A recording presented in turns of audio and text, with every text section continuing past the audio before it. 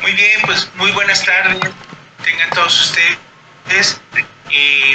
Continuamos con las sesiones generales del Colegio Mexicano de Obstetricia Crítica y en esta ocasión tenemos a un gran amigo, el doctor Heriberto Rabelero Rodríguez. Es médico especialista en ginecología y obstetricia.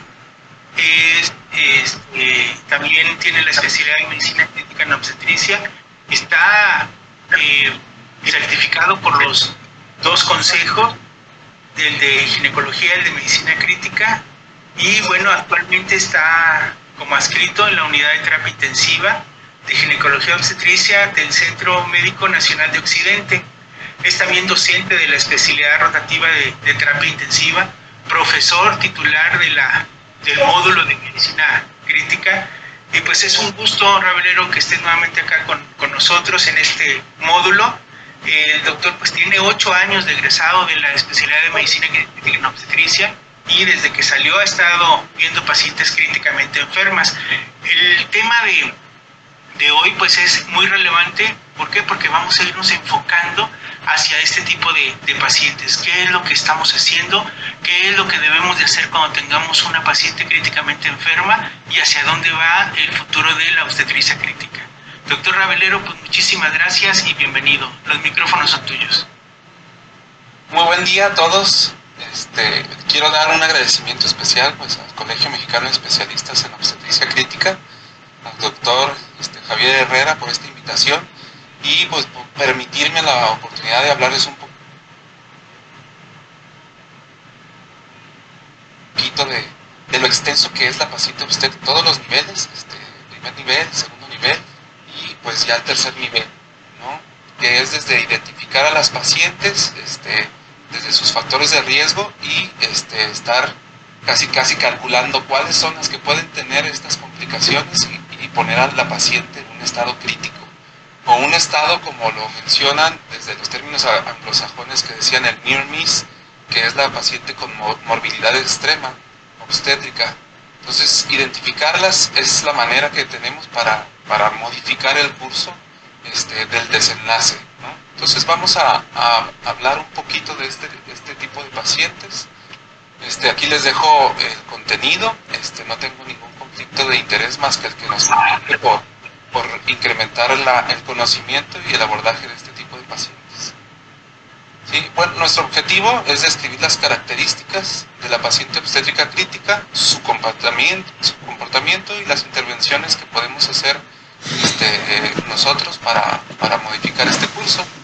Hacer conciencia también de la morbimortalidad obstétrica y los alcances que tenemos para disminuirla. Recordemos que tenemos morbilidad, que es la enfermedad que tiene la paciente o la que la lleva a un estado no fisiológico anormal, y la mortalidad, que ya son números, pues los números que no nos gustan, pero los dos son importantes, ¿no?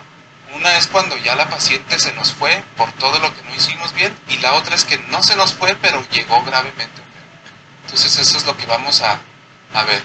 Entonces, en definición tenemos que es la paciente obstétrica crítica, la mujer embarazada o durante el parto o el puerperio que presenta una condición que pone en riesgo su vida a ella o al feto, ¿no? Generalmente son pacientes que tienen disfunciones o fallas orgánicas, y generalmente lo podemos evaluar mediante SOFA, aunque nuestras pacientes embarazadas pues hay que identificar, ¿no?, qué es lo que la puso así, ya sea una enfermedad, como en el caso de las obstétricas las principales son las hemorragias, los estados hipertensivos o la sepsis o las cardiopatías, ¿no?, que son las patologías que se presentan y que pueden poner en riesgo a las pacientes. Y esto con el fin bueno, si ya las tenemos identificadas con una falla orgánica, pues estas pacientes son potencialmente complicables o pacientes ya graves que requieren adecuadas instalaciones, un recurso humano, ya sea de médicos preparados, enfermeras preparadas, directivos, trabajo social, todo un equipo que actúe de manera coordinada, como se documentó en México con nosotros en los equipos de respuesta inmediata, ¿no?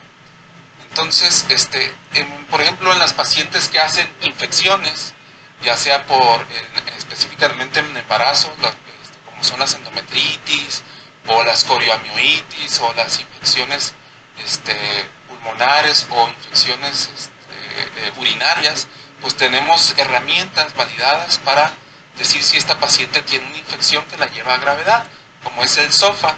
Y del SOFA hay modificaciones que se han hecho para distinguirlas o diferenciarlas de un SOFA normal de un SOFA adecuado para la paciente obstétrica. Recordemos que los cambios fisiológicos llevan a cambios como incremento en la frecuencia respiratoria, incremento en el volumen sanguíneo circulante, incremento también en la filtración glomerular, con creatininas necesariamente objetivamente más bajas. Entonces hay algunas modificaciones que hacen que el SOFA sea un poco diferente, pero si utilizan el SOFA normal, pues es válido, ¿no? Y sabemos que una puntuación de SOFA de 2 puntos, pues es una probabilidad de sepsis alta.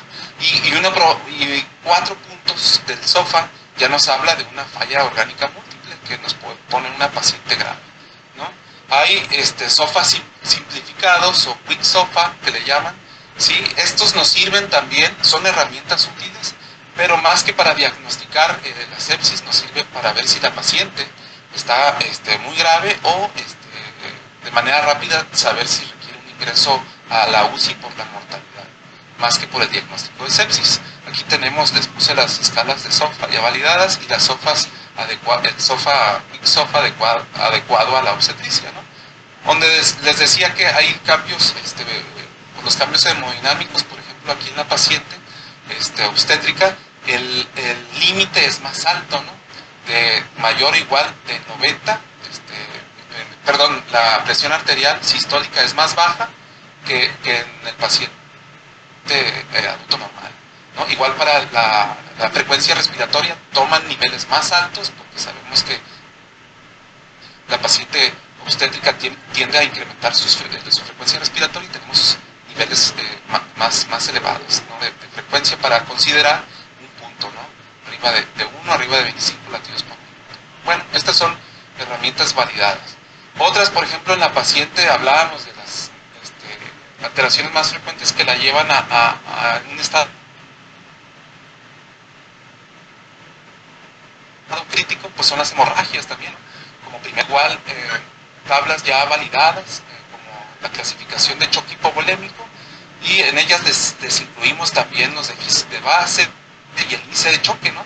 Donde sabemos que ya para la embarazada un índice de choque arriba de 0.8, pues ya es un dato de alarma, un dato de que ya hay una descompensación, y donde hay una pérdida de volumen importante que puede ya empezar a presentar alteraciones, ¿sí?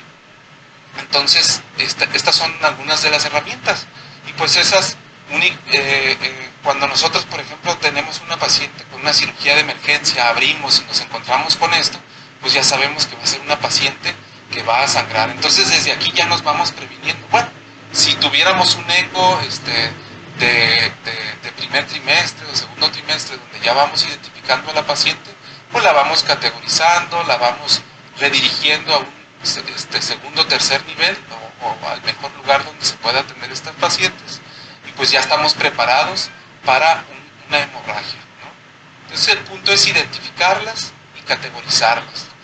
De las otras pacientes también que presentan morbilidad extrema, pues no podemos dejar de lado las pacientes con cardiopatías, en las que de entrada, pues a lo mejor no conocemos mucho de su cardiopatía, pero hacemos una evaluación inicial y hacemos su categoría de la New York Heart Association, donde podemos ver en cuál está, y sabemos que la categoría 3 para arriba son las que más riesgo de complicaciones tenemos obstétricas. De hecho, esta tabla que les puse nos marca la mortalidad materna según su clasificación, ¿no? Por ejemplo, aquí de la grado 3, que ya es una paciente con alguna cardiopatía, que presenta ya disnea de mínimo esfuerzo y normalidad, está normal solo en reposo, y que le imposibilita las actividades físicas, ya presenta una mortalidad de 5.5%. Obviamente estas pacientes hacemos o aplicamos otras escalas de acuerdo a su patología. Cada paciente tendrá pues el tipo de cardiopatía por ejemplo, una miocardiopatía, una valvulopatía, una cardiopatía congénita. Entonces estas pacientes agregamos otras categorías como son la categorización por la OMS, las de Carl-Breck y las de SARA, pueden ser unas, por mencionarles algunas, ¿no? Pero son específicamente ya de cada paciente. Y bueno, las otras pacientes que se nos complican son las pacientes que llegan con preeclampsia o estados hipertensivos del embarazo. Estas, pues las pacientes que ya manejan presiones arriba de 160 a 110 en 2 ocasiones, pues que son persistentemente elevados, ya son pacientes que están en un estado obstétrico crítico, que requieren intervenciones rápidas para evitar complicaciones. Esta tabla la sacamos de la guía de práctica clínica número 58 de las enfermedades hipertensivas del embarazo, y ahí la pueden consultar. Aquí les pongo también también las otras alteraciones pues en la preeclampsia son el dolor de cabeza persistente o los síntomas visuales, alteraciones del Glasgow, las cardiorrespiratorias, dolor torácico, disnea, saturaciones bajas, lo hematológico. Recordemos que en las alteraciones en la preeclampsia vemos las plaquetas principalmente disminuyendo, y cuando estas ya son menos de 50,000, pues pensamos ya en alteraciones más severas, ¿no? En lo renal, toda paciente pues que tiene ya una creatinina de 1.1, recordemos también que en la embarazada incrementa la tasa de filtrado glomerular y esperamos valores abajo de 0.8 miligramos por decilitro. Entonces en estas que tienen ya arriba de 1.1, pues aguas, ¿no? Hay que ver si ha estado orinando, si dejó de orinar, porque es una paciente que nos puede hacer, o ya nos hizo una lesión renal aguda, ¿no? Y como les decía, son pacientes críticamente enfermas que requieren intervenciones oportunas para evitar mayores daños. También pues la disfunción hepática, las alteraciones de las transaminasas. Muy importante aquí comentar un caso clínico rapidísimo. Paciente que llega al hospital con epigastralgia, le toman la presión, encuentran 160/100 y dicen, es la hipertensión, démosle antihipertensivos, hagamos la neuroprotección, manejo de líquidos, cuidados de la paciente, y ya está el tratamiento. Se opera a la paciente, le hacen su cesárea de urgencia y dicen, se decide pasar a vigilancia, terapia intensiva por lo de las presiones arteriales descontroladas, pero la paciente sigue refiriendo epigastralgia. Estaba en quirófano, llegó al hospital, dijo epigastralgia, llegó al quirófano, dijo epigastralgia, llegó a terapia intensiva, epigastralgia. Aguas. Esta paciente puede tener una complicación como una ruptura hepática o un hematoma subcapsular que puede estar dando ese dolor, y a lo mejor nosotros pensamos que era solamente el signo de anomalía de hipertensión. Entonces hay que revisar a nuestros pacientes. Y bueno, los trastornos fetoplacentarios, porque ya tenemos óbitos, restricción de crecimiento oligoidal, pues son condiciones que le afectan al feto y que tenemos que hacer intervenciones rápidas, como ya habíamos hablado. Bien, específicamente la OMS desde el 2009 hicieron una asamblea donde unificaron criterios para ver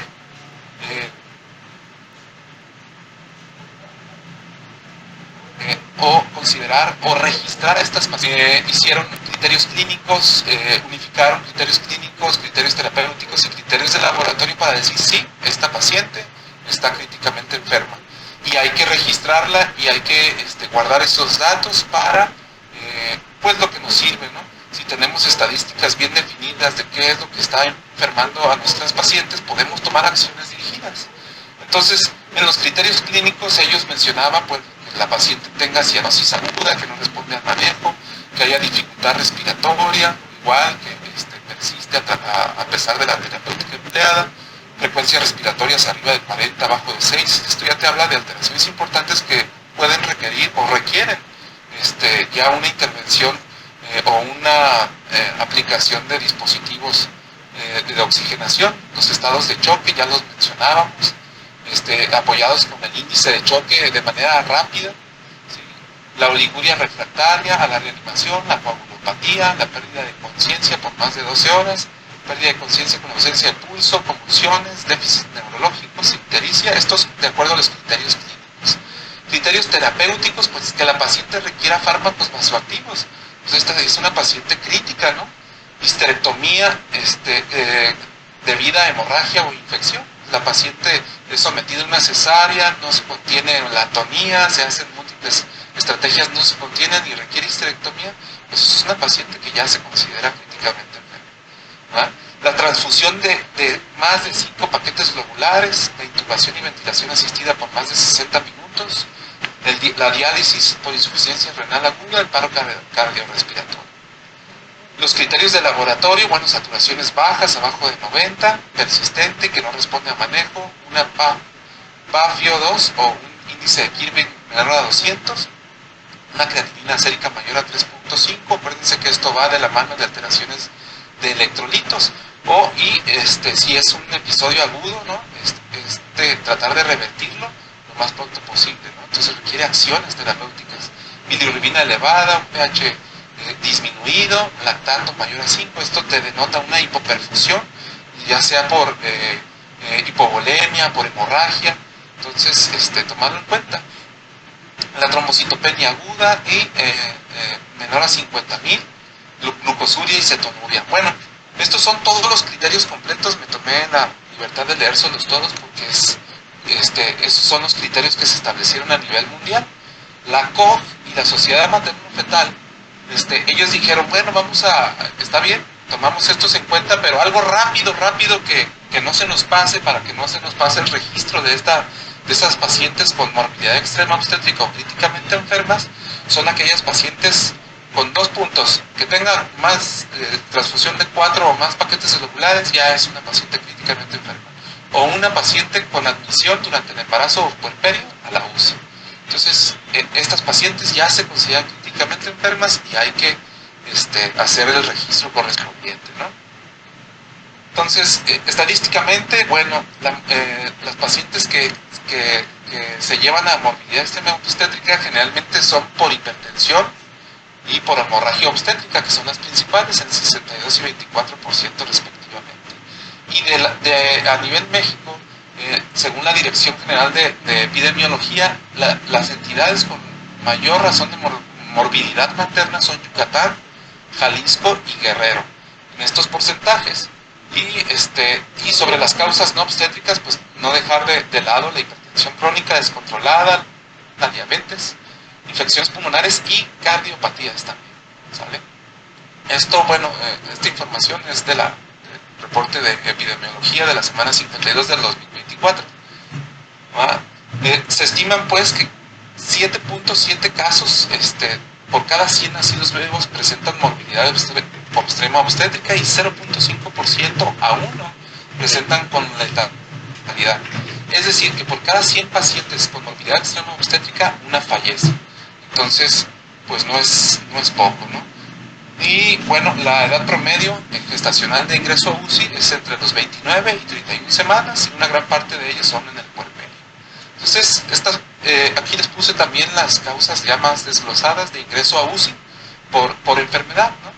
Por afecciones está la enfermedad hipertensiva, la hemorragia obstétrica, dengue, sepsis, causas obstétricas indirectas, no infecciosas, aborto, diabetes, y bueno, ya van bajando los porcentajes.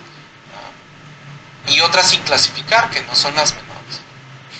Importante, pues, decirles que siempre en la cuestión de la epidemiología, pues hay que estar conformando equipos y personal que haga la captura de estos datos y que las haga bien completas para realmente saber qué tenía esta paciente, qué factores de riesgo tenía, si no tenía, en qué se falló.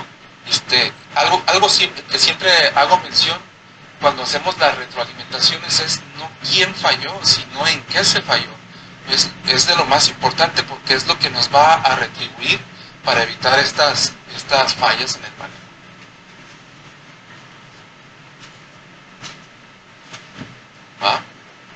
Bueno, la razón de mortalidad materna el año pasado fue de 16.5 defunciones por cada 100.000 nacimientos, lo que representó una disminución del año anterior de 47.4% respecto a la misma. Algunos dirían, no, pues vamos bien, va disminuyendo la mortalidad, pero si nos ponemos a pensar que de estas defunciones, que fueron aproximadamente, creo que aquí tengo un dato, como 850 pacientes, el 80% eran prevenibles Eso es lo que duele, eso es lo que no se permite y eso es donde debemos incidir, ¿no?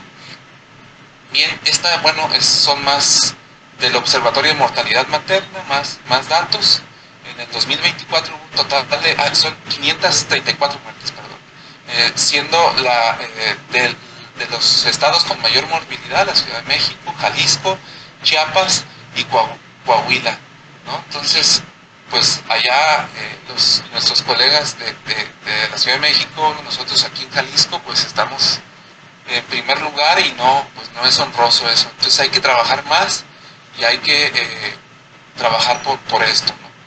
De acuerdo a qué nos regimos para disminuir la mortalidad, bueno, pues a los objetivos de desarrollo sostenible que se publicaron desde el 2015, antes estaban las metas del milenio que no se cumplieron, ahora estamos en el objetivo 3 de salud y bienestar, y pues conlleva todo esto que hacemos para disminuir la morbimortalidad.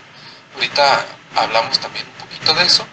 Y bueno, para el 2030 a nivel mundial la meta era reducir a 70 muertes, a tener menos de 70 muertes por cada 100.000 nacidos vivos en la razón de muerte materna, a nivel mundial, ¿ah?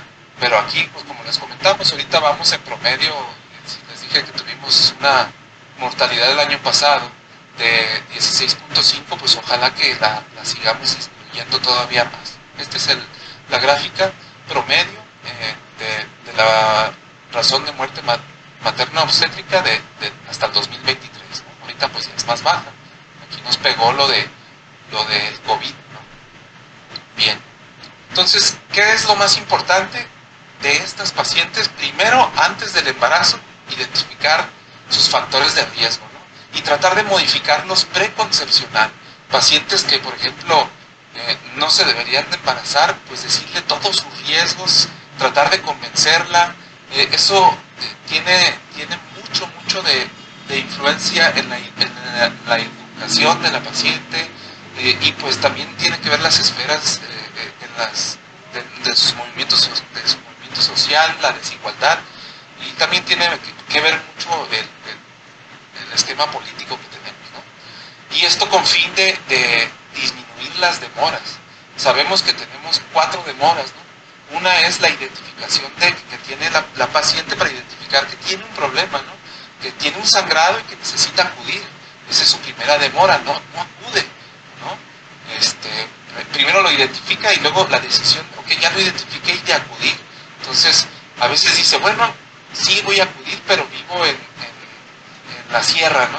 Entonces tiene que trasladarle. Entonces esa es la tercera demora, ¿no? El acceso a la atención, de que no sabe dónde llegar, no tiene un hospital cercano donde ella sienta que es recibida, porque va a decir, no, pues hay un centro de IMSS, y pues yo no tengo IMSS. Entonces también es parte de la educación. Toda paciente crítica, acuérdense que estamos en cero rechazo, debemos de atenderla, ¿no? Toda paciente con una necesidad de alguna urgencia, algún sangrado, algún dolor, hay que atenderla y después vemos si tenía o no su derechohabiencia, ¿no?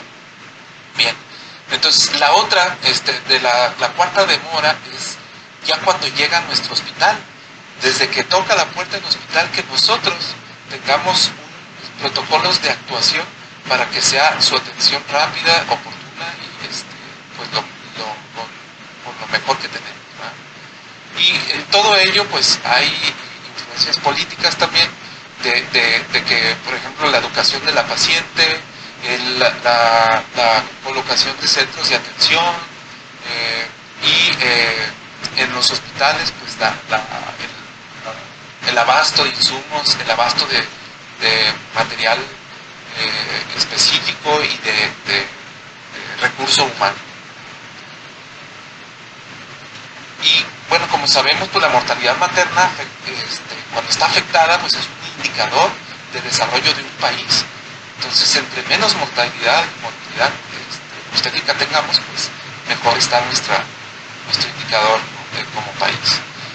Bueno, y hablando de complicaciones específicas que ponen a la paciente en estado crítico obstétrico, pues tenemos en las neurológicas, pues la eclampsia, la hemorragia intracraneana, la trombosis venosa, cerebral, el edema cerebral, la muerte cerebral. En las cardiovasculares, pues los trastornos hipertensivos del embarazo, choque hipovolémico, edema pulmonar cardiogénico, arritmias, miocardiopatías, cardiopatías congénitas.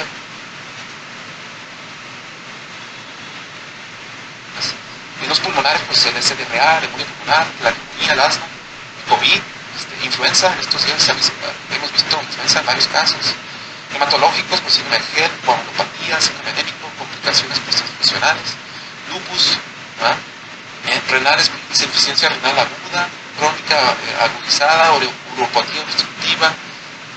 En los gastrointestinales, el hematoma hepático. Ya hablábamos de los pacientes que hacen estados hipertensivos y te gritan, ¿no? Traigo algo aquí en la boca del estómago, y no revisamos, y luego trae transaminitis, trae ictericia.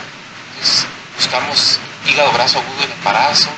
La hiperemesis gravídica, a veces no tratada o mal informada. Las pacientes ya nos llegan con alteraciones de electrolíticas importantes, con pérdida de peso, incluso con alteraciones de conciencia, ¿no? Infecciosas, como la sepsis puerperal, el choque séptico, la urosepsis, síndrome de choque tóxico. Bueno, todas estas cosas. Y bueno, sin dejar por un lado lo que es más frecuente, ¿no? Que son las hemorragias postparto, entre ellas la atonía, ¿no? En las complicaciones obstétricas, con la ruptura uterina, el desprendimiento de placenta, el hematoma uterino, la retención de restos placentarios, la embolia de líquido amniótico, los estados posquirúrgicos. En estos, como siempre, recordarles pues, el acrónimo de tono, tejido, trauma, trombina, como algo rápido para identificar cuando tenemos una paciente con hemorragia postparto, para buscar rápido la causa. Bien, entonces una vez que tenemos esto, te llega la paciente y tú dices, ¿qué hago, no? Pues primero, este acrónimo, podría decirse, el ABCD, es identificar qué tengo enfrente, ¿no?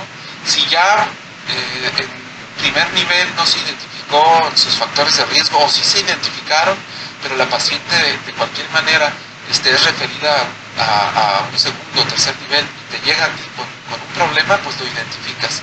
Una vez que lo identificas, inicias tratamiento, ¿no? Es importante decirles pues que se atrevan a iniciar manejos, que se atrevan a decir, es una paciente con hemorragia, necesito ponerle 2 catéteres. Obviamente primero activo mi sistema de alerta, es una paciente con hemorragia importante, pero inicio las medidas, ¿no? Pongo 2 catéteres, la cruzo, le pongo una sonda urinaria, ya estoy en conjunto con el equipo de respuesta inmediata tras saber actividad del código mater. Y bueno, después decidimos a dónde trasladar, si se va a quirófano, si ya respondió al manejo que ya le hicimos y ya la pasamos a piso, o la pasamos a unidad de cuidados intensivos, ¿no? Y bueno, este tratamiento que hacemos es rápido. Les decía, no necesitan trasladarse a terapia para iniciar el tratamiento, o trasladarse a quirófano para iniciar el tratamiento. Este tratamiento que inicias, o estas medidas iniciales, van enfocadas a evitar la falla orgánica, y que son las medidas terapéuticas que deben de realizarse. Y bueno, al final, una vez que, ya la trasladé, la pasé a quirófano porque era un desprendimiento de placenta y la pasé rapidísimo, ¿no? Entonces retroalimento, ¿qué no hice bien? Cuando llegó, no le tomé, no le puse su catéter de buen calibre, un calibre 16, un calibre 14, ¿no? Le pusieron un 22. Entonces ese fue mi error, y entonces eso es lo que voy a modificar. No la cruzamos, tuvimos la oportunidad de cruzarla rápido y pedirle que le fueran cruzando. Aunque no alcanzó el cruce, lo que le pusieron ya tenía un sangrado muy importante, y le pusieron paquetes grupo a grupo, ¿no? Entonces se tomaron decisiones importantes porque la paciente venía chocada y lo que ocupaba era sangre, ¿no? Estimaban una pérdida muy importante. Esas son las acciones que hacen la diferencia, ¿no? Entonces, pues estas pacientes críticamente enfermas que ya llegan con una alteración tienen necesidades, ¿no? Y necesidades múltiples. Algunas requieren asistencia respiratoria. Y entonces, ¿quién lo hace? Pues el equipo multidisciplinario, ¿no? Cuando activaste tu equipo de respuesta inmediata, llegó el anestesiólogo, llegó el intensivista, entonces te ayudó con la asistencia respiratoria, con la corrección de la inestabilidad hemodinámica, y pues son pacientes que requieren, ¿no?, una vigilancia, ya si se pasan por ejemplo a UCI, un seguimiento del estado neurológico, las correcciones de las alteraciones de la coagulación, tal vez dar soporte renal y o hepático. Esto, claro, si ya se resolvió lo obstétrico o si no se tenía que resolver y había que solo darle este soporte. Estas acciones que tomamos en un servicio, ya sea, les digo, quirófano, sala de choque, unidad de cuidados intensivos, van dirigidas a cambiar el curso de la enfermedad, a hacer un beneficio contrario a la mortalidad de la paciente. Bien, pues igual cuando hay una paciente que hay un paro, pues darle soporte vital básico y avanzado. Inmediatamente, pues les decía, darle los cruces si la paciente está sangrando y ya lleva pérdidas importantes, pues lo que requiere es sangre, ¿no? Calentar solución,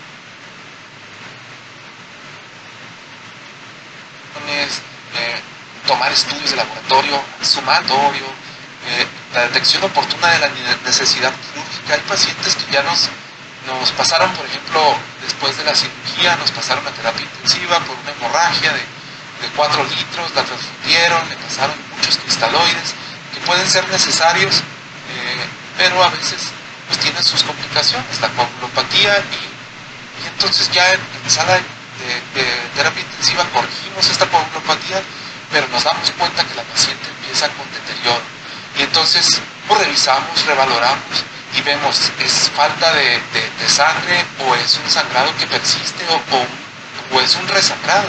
Entonces la detección oportuna de una necesidad de reintervención también es muy importante. No es ya la